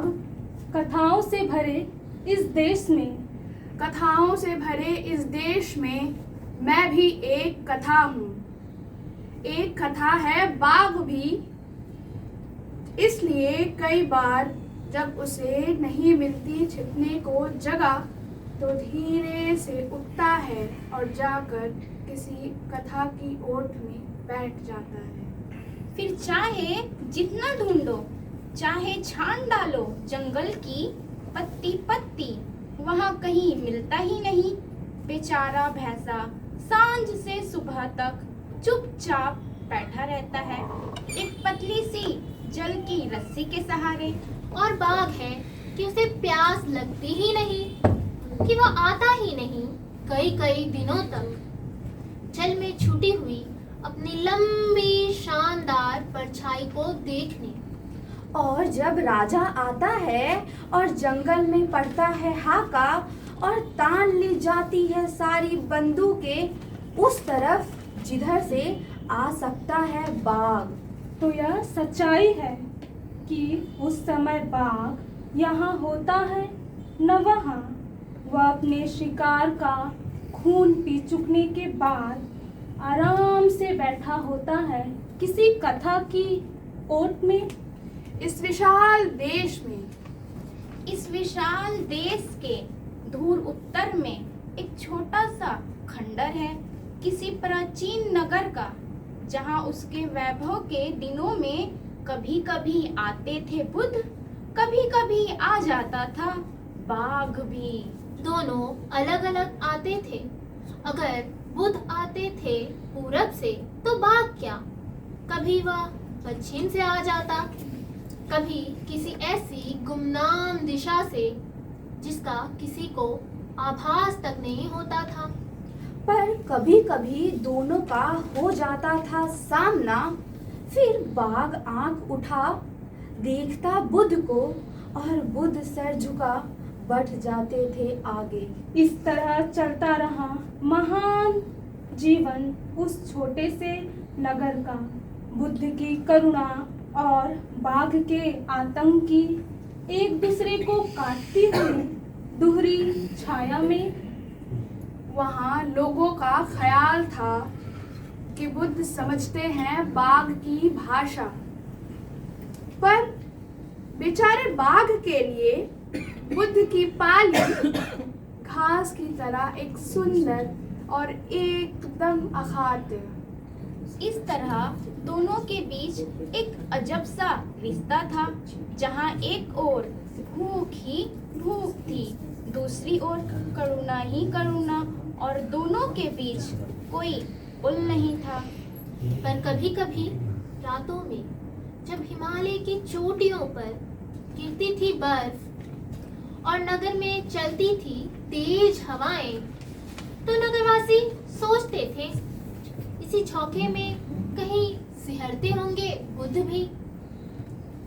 और कितना अजब है कि इसी झोंके में कहीं हिलता होगा बाघ भी। एक सुंदर और विशाल ट्रैक्टर, एक सुंदर और विशाल ट्रैक्टर वहाँ खेत में खड़ा था। दिन भर चलने के बाद वह इतना थक चुका था कि इस समय अपनी परछाई की माप से छोटा था न बड़ा, वह सिर्फ वहाँ खड़ा था। डूबते हुए सूर्य की लाल लाल किरणें एक लंबे बबूल के कांटों से छनकर सीधे उसके इंजन पर पड़ रही थी। और बुद्ध चूंकि कहीं और बाघ चूंकि कहीं भी हो सकता है, इसलिए उस समय वह एक गन्ने के खेत में था और वह सब कुछ देख रहा था। जब उससे रहा न गया तो वह वहीं से दहाड़ा, भाई वाह अद्भुत। उसे ट्रैक्टर एक विराट दाने की तरह लगा, हराई में पड़ा हुआ एक पुख्ता लाल धमकता हुआ दाना। और बाघ ने सोचा अब मजा आएगा, क्योंकि अब जैसा कि होता है एक बुढ़िया आएगी और दाने को उठाकर रख लेगी झोले में, ले जाएगी घर और डाल लेगी अपनी अंधेरी खुदबुदाती हुई बटुरी में। फिर उसने एक दबी हुई ईर्ष्या से नीचे से ऊपर तक गौर से देखा समूचे ट्रैक्टर को और खुद ब खुद बुढ़िया की बटुरी में पकने की इच्छा से हो गया लाल। ये आदमी लोग इतने चुप क्यों रहते हैं आजकल? एक दिन बाघ ने लोमड़ी से पूछा। लोमड़ी की समझ में कुछ नहीं आया, पर उसने समर्थन में सिर हिलाया और एक टक देखती रही बाघ के जबड़ों को, जिनसे अब भी ताजा खून की गंध आ रही थी। फिर कुछ देर बाद सोचते हुए बोली, कोई दुख होगा उन्हें। कैसा दुख? बाघ ने तड़प कर पूछा। यह मैं नहीं जानती, पर दुख का क्या, वह तो हो ही जाती है कैसे भी, लोमड़ी ने उत्तर दिया। हो सकता है उन्हें कोई कांटा गड़ा हो, बाघ ने पूछा। हो सकता है, पर हो सकता है कि आदमी ही गड़ गया हो कांटे को, लोमड़ी ने धीरे से कहा। अब की बाघ की समझ में कुछ नहीं आया, पर उसने समर्थन में उसी तरह सिर हिलाया। फिर धीरे से पूछा, क्या आदमी लोग पानी पीते हैं?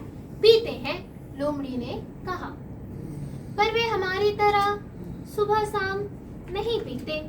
दिन भर में जितनी बार चाहा उतनी बार पीते हैं।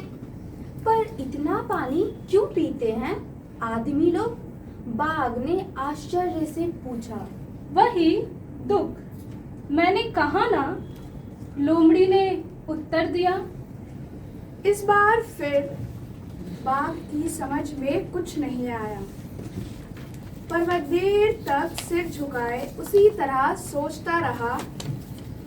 यह दुख एक ऐसा शब्द था जिसके सामने बाघ बिल्कुल निरुपाय था। एक जलती दोपहरी में बाघ ने देखा एक अद्भुत दृश्य। उसने देखा एक विशाल वटवृक्ष के नीचे एक पक्षी और मनुष्य अपने डैने और कुल्हाड़ी अगल बगल रखकर निर्भय सुस्ता रहे हैं।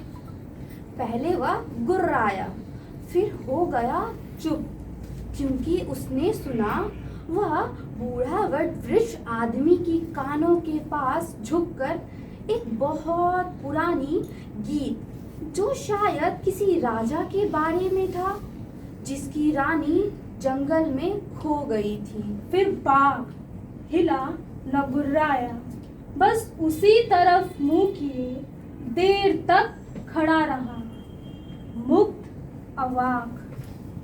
मैं एक स्त्री को जानता हूँ।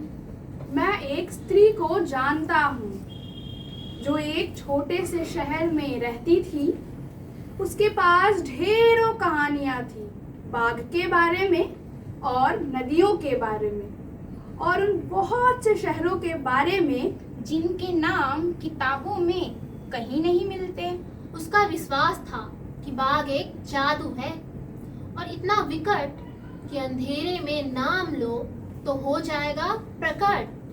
उसका ख्याल था कि यह जो प्यार है, यह जो हम करते हैं एक दूसरे से या फिर नहीं करते, यह भी एक बाघ है और इतना करीब कि ध्यान से सुनो तो तुम अपनी छाती में सुन सकते हो उसके भारी पंजों के चलने की आवाज।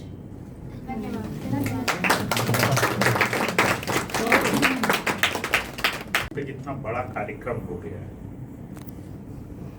बड़ी जिंदगी या लंबी जिंदगी, तो भले जगह जो हो, लेकिन इतनी गंभीर बातें मुझे लगता है बड़े बड़े सेमिनारों में नहीं होती, मुश्किल होता है।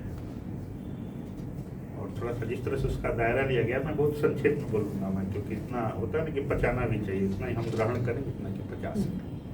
बहुत काफी गंभीर 2 व्याख्यान हुए हैं, बहुत अच्छी बातें। केदार जी पर थोड़ी सी बात बाघ को समेटते हैं।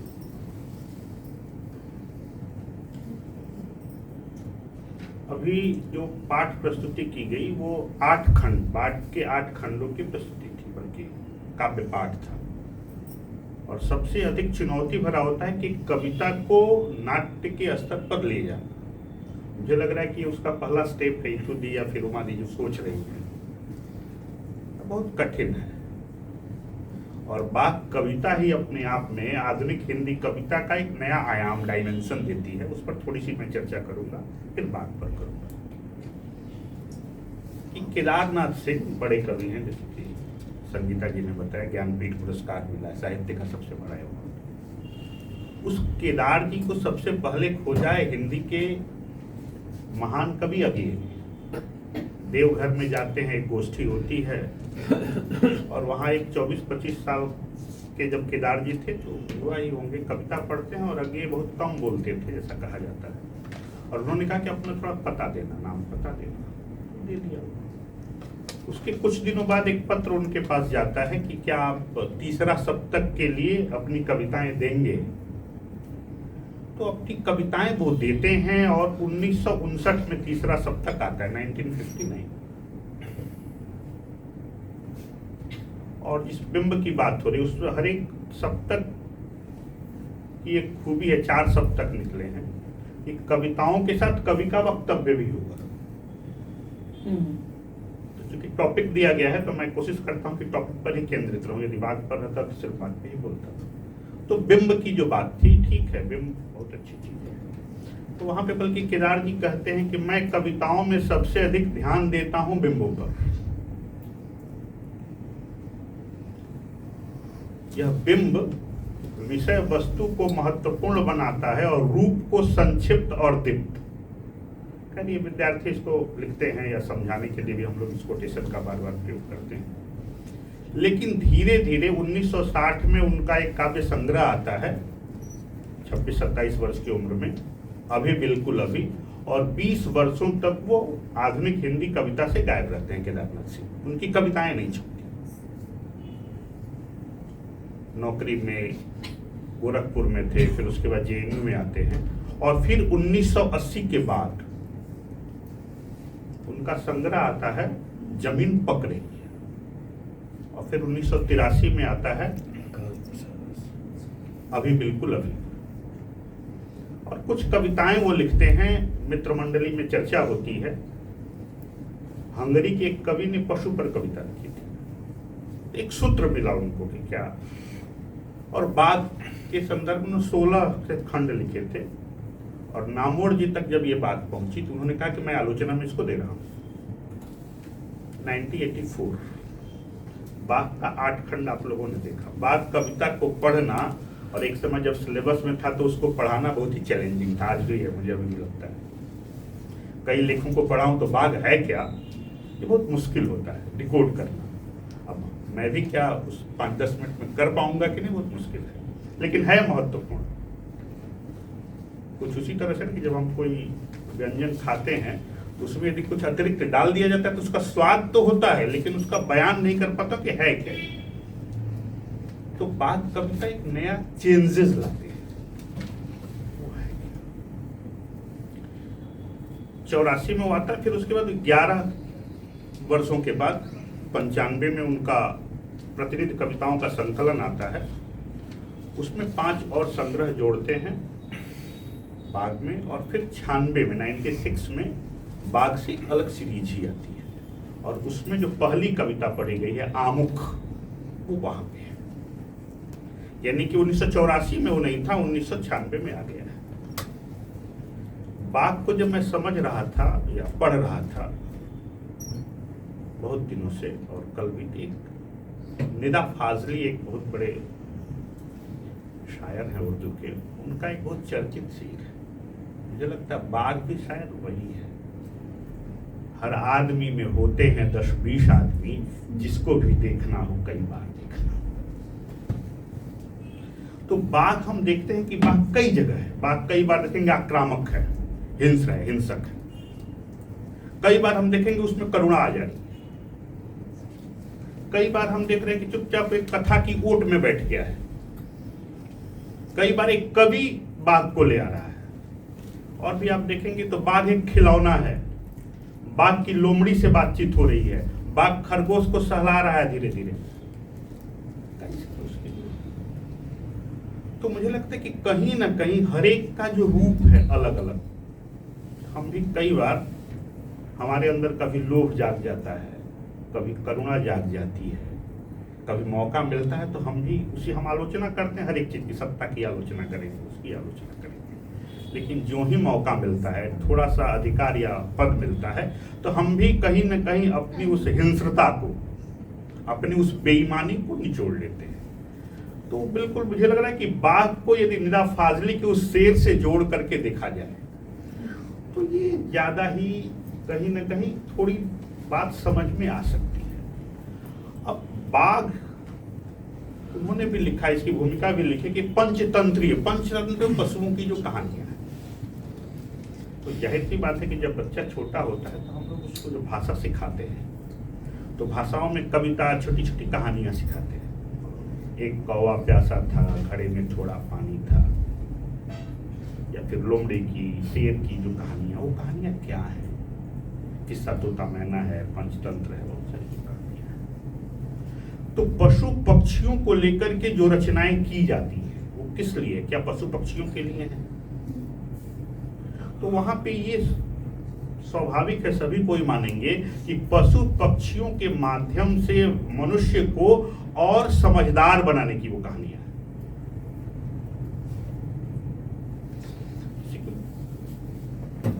प्रतीक और बिंब को यदि हम थोड़ा सा देखें तो एक बहुत ही चर्चित शेर को लेकर के पंचतंत्र में कई कहानियां, पंचतंत्र पर जो मैं बात नहीं कर पाऊंगा, समय बहुत कम है, आधा हो गया, 2-4 मिनट हो गए। आखिर वो क्या है, कवि या एक रचनाकार क्यों जाता है उन पशु पक्षी के पात्रों के जरिए? मुझे लगता है कि बच्चों को ज्यादा आकर्षित करते हैं, पहली बात, और उन तक संदेश पहुंचाने में ज्यादा सुविधा होगी। एक यदि छोटी सी कहानी ली जाए जिसको सबने देखा होगा कि वो बंदर और मगरमच्छ की जो दोस्ती होती है, कलेजा, तो यानी कि कहीं न कहीं, यानी कि उस दौर में पंचतंत्र के जमाने में वो कहना था कि आप मनुष्य बनिए, सब कुछ बनिए, लेकिन सावधान रहिए। और आज उसकी प्रासंगिकता है कि आप बिल्कुल सब पर विश्वास करो, दोस्ती करो, लेकिन निकलना हो तो एकदम समझदारी के साथ निकलना। कोई कभी भी आपको किसी को धोखा दे सकता है, नहीं भी दे सकता है, लेकिन आप सतर्क रहिए। अब बाघ की ये जो करुणा है वो उसी रूप में आती है। यदि करुणा के साथ बाघ आएगा तो हम क्या करें? है प्यार भी बाघ है, प्रेम करना भी क्या है, एक बाघ ही है। हम जो करते हैं प्यार, या कि जो नहीं करते हैं, वह भी एक बाघ है। जब मौका मिला तो हमने जो प्यार किया। अब बाघ का कौन सा रूप है? वो साहसिक रूप है, वो साहस है। जब आप धर्म को, जाति को तोड़ करके जब आप प्रेम के साथ आगे आते हैं तो वो साहस, बाघ किसका प्रतीक है? साहस का प्रतीक है। जब हम बंगाल टाइगर, जब आशुतोष मुखर्जी को कहते हैं तो उनका साहस है। लेकिन वही यदि किसी को आक्रमण करता है, नोचता है, निचोड़ता है, तो इसकी हिंसता है, जो हम नहीं करते। अब एक और इसका प्रतीक देखें कि क्या यहाँ पे क्या प्रतीकों का रूप या बिंबों का रूप बदल गया है केदारनाथ सिंह के यहाँ। जब वो कहानी वाली बात होती है ना कि मनुष्य आजकल चुप क्यों रहते हैं, हो सकता है कोई कांटा गड़ा हो। अब वहीं पे केदारनाथ सिंह का दूसरा, या आदमी ही गड़ गया हो कांटा को। अब ये क्या है? कांटा, कहीं ना कहीं कोई समस्याएं आ जाती है। हम चलते रहते, रास्ते में कांटा गिरा, समस्या आ गई। लेकिन वो देखिए, अब इसका उत्तर आधुनिक जो पोस्ट मॉडर्निज्म जो पाठ किया गया है कि कांटे में, कई बार हम समस्याओं में खुद जाकर के फंसते हैं, कांटों के बीच। वो जो रील्स में, मोबाइल्स में जो समय को हम बर्बाद करते हैं, कुछ भी हो सकता है, वो हम अपने आप को बर्बाद, वो समझ रहे हैं कि वो फ्रॉड हो रहा है, लेकिन हम उसी के हनी ट्रैप में आ रहे हैं धीरे धीरे। तो ये जो जिस तरह से ये पोस्ट मॉडर्निज्म यानी उत्तर आधुनिक इसको दिया है, और कई बार जो हर आदमी में होते हैं 10-20 आदमी, यानी कि 4 बार। जब मैं वहां बैठ रहा था और जहीर साहब बोल रहे थे तो एक अलग एंगल है, और जब मैं यहाँ से देख रहा हूँ तो अलग एंगल है। उमा दी का एक अलग एंगल है, जब लगभग 50-60 के करीब हैं, और इन बच्चियों का जो 20-21 के, उनका अलग एंगल। तो सोचने का जो ये परसेप्शन है वही कहीं ना कहीं बात है। मुझे लग रहा है कि ये जो नाटक की जो प्रस्तुति होगी, या नाटक के बारे में कैसे बात की प्रस्तुति होगी, अब वो हो चुकी कविताओं को मैंने लिया, आगे रेशमी जी और अच्छे से इसकी व्याख्या करेंगे। मुझे लग रहा है फिलहाल के लिए इतना ही। शुक्रिया।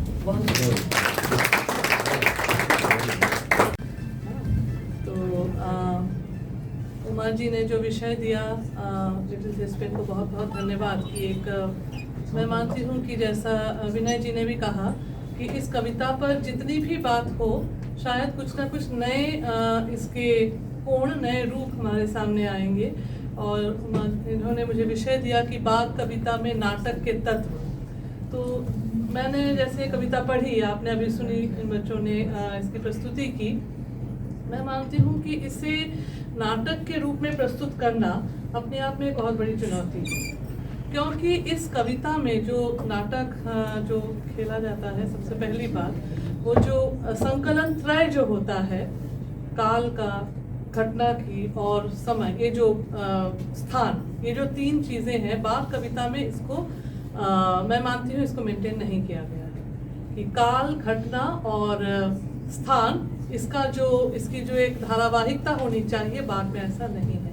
क्योंकि इसकी जो 21 कविताएं हैं, 21 खंड हैं, ये चाहे तो आप स्वतंत्र रूप से भी एक एक कविता है, इनमें वो तारतम्यता नहीं है कि आप इसे एक नाटक के रूप में प्रस्तुत कर सके। लेकिन यहीं पर मैं एक और बात जोड़ूंगी, शायद दो रंग अड्डा से पहले एक रंग अड्डा में गौरव जी और उनकी टीम ने एक सुमित्रानंदन पंत की कविता दो आंखें, वे आंखें का उन्होंने नाटकीय रूप हमारे सामने प्रस्तुत किया था। तो वो भी मैं मानती हूँ कि बहुत चुनौतीपूर्ण था, लेकिन अगर उसकी प्रस्तुति हो सकती है तो यहाँ पर तो अच्छे, बहुत ही बेहतरीन ग्रुप है, एक गौरव जी का ग्रुप है, एक लिटिल थेस्पियन है। तो मैं मानती हूँ इनके लिए भी बाघ को नाटक के रूप में प्रस्तुत करना कठिन नहीं होगा।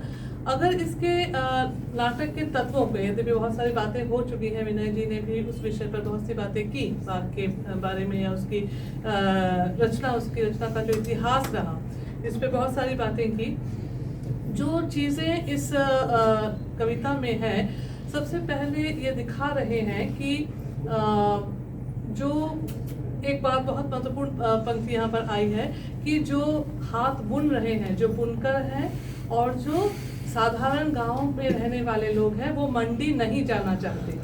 तो बाजारीकरण का जो एक दौर चल रहा है, तो जो हमारे बुनकर हैं, जो हमारे कुटीर उद्योग हैं, उनका जो जीवन, उनका जो व्यवसाय, उनका जो काम है, उसको हम सीधे बड़े बाजार में ले जा रहे हैं और धीरे धीरे उनका अस्तित्व खत्म हो रहा है। तो ये एक, मुझे लगा, एक एंगल है जिसको आप नाटक में ला सकते हैं, नाटक के तत्व के रूप में ला सकते हैं। एक और जगह बाघ वो रोता है, वो उदास है, बाघ रोता है, बाघ उदास है। इसको आप जब नाटक के तत्व के रूप में देखेंगे तो किस दृष्टि से सोचेंगे? ये दिखा रहे हैं कि आज की जो परिस्थिति है, जो इतना मतलब जो एक जिजीविषा, जीने की इच्छा है, कवि प्रस्तुत करना चाहता है उस इच्छा को, और उल्टी तरफ इतनी सारी विपरीत शक्तियां लगातार मनुष्य को पीछे की ओर धकेल रही हैं, इन्हें देखकर बाघ रो रहा है, बाघ उदास है। एक और जगह पर यहाँ पर उन्होंने दिखाया है कि वो लिखते हैं कि शहर में मैं वापस लौटना चाहता हूँ। बाघ बार बार कह रहा है मैं वापस लौटना चाहता हूँ। बाघ बार बार अपने हार पर उदास है। उसको ईश्वर लिखने के लिए कहा जा रहा है, वो स्वर नहीं लिख पाता है, यहाँ पर दिखाया गया। तो कवि दिखा रहे हैं कि मनुष्य लगातार इन परिस्थितियों से, जिसपे वो चारों ओर से घिरा हुआ है, चाहे नगर जो है महानगर की तरफ पहुंच रहे हैं, चाहे जो भूमंडलीकरण का जो एक लहर चल रही है उसमें मनुष्य बह रहा है, वहाँ पर कहीं वो अपने अस्तित्व को बनाए रखना चाहता है, कहीं उस अस्तित्व को बनाकर अपने जिद पर अड़ा भी रहना चाहता है, और कहीं ना कहीं वह टूट भी रहा है। तो इतने सारे असमंजस में कवि ने कहा है यहाँ पर कि मेरे लिए पहला ही वाक्य है, देखिए, जब वो आमू पोलो पढ़ रही थी, कि मुझे किसी बिंब की आवश्यकता नहीं है, मुझे किसी हरकारे की आवश्यकता नहीं है, मुझे किसी माध्यम की आवश्यकता नहीं है, मैं खुद ही बात कर सकता हूँ। तो जब इसमें हम नाटक के तत्व ढूंढते हैं, या आगे चलकर मैं तो ये भी चाहूँगी कि किसी रंग अड्डा में शायद इस कविता को का नाटकीय जो है अभिनय भी आप लोग प्रस्तुत करें, तो मैं मानती हूँ कि आप लोग दिखाएंगे उस समय कि जो स्थितियां हमारी हैं, या जो स्थितियां लगातार बदल रही हैं, वो बाघ किस तरह से, बाघ के माध्यम से कवि एक प्रतिरोध की शक्ति गढ़ रहा है। और ये बाघ हिंस्र भी है कहीं पर, ये बाघ रोता भी है कहीं पर, ये बाघ खिलौना भी कहीं पर है, और ये बाघ करुणा का भी प्रतीक है। तो मनुष्य के भीतर ये अलग अलग रूप, कभी कौन सा रूप सामने आता है, इसे भी नाटकीय रूप में हम बयान कर सकते हैं। तो अपनी बात को मैं यही विराम दूंगी क्योंकि समय भी काफ़ी हो चुका है और मेरे पूर्व वक्ता ने भी बहुत सारी बातें की हैं।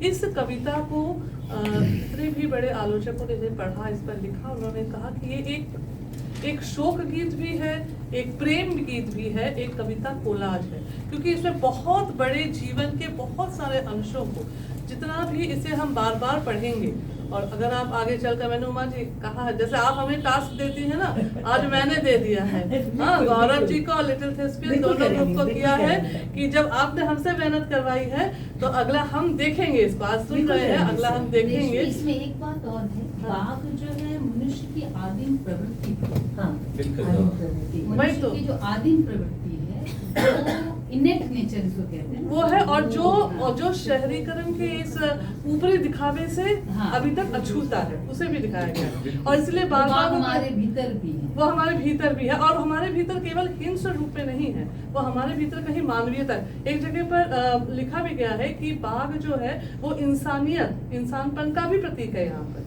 वो हमेशा हिंस्र, हाँ, वो हमेशा हिंस्र नहीं है, क्योंकि वो सोच रहा है उस वृद्धा औरत के विषय में सोच रहा है जो उसे वो अब दाना को पकाने वाली है, वो उस गांव के बारे में सोच रहा है जहाँ पर ट्रैक्टर, मतलब वो इंसानपन का भी प्रतीक है। तो मैं इसी आशा से अपने वक्तव्य को समाप्त करना चाहूंगी कि बहुत जल्द हम लिटिल थेस्पियन और गौरव जी के संयुक्त तत्वावधान में बात को देखेंगे। आज हमने बात को सुना, बात को पढ़ा, और दो ही जन अभिनय करके दिखाएंगे बात। 2 करें या 10 लोग करें, आपके पास बहुत अच्छी टीम है, वो आप लोग समझ लीजिए। लेकिन मैं इतना ही कहूंगी जो मैंने पहले कहा, इसको नाटक के रूप में लाना मुझे लगता है चुनौतीपूर्ण है, चैलेंजिंग है, बट आप लोग तो हमेशा चैलेंज एक्सेप्ट करते हैं, तो ये भी करेंगे जरूर। तो इन्हीं शब्दों के साथ मैं अपने वक्तव्य को विराम दूंगी।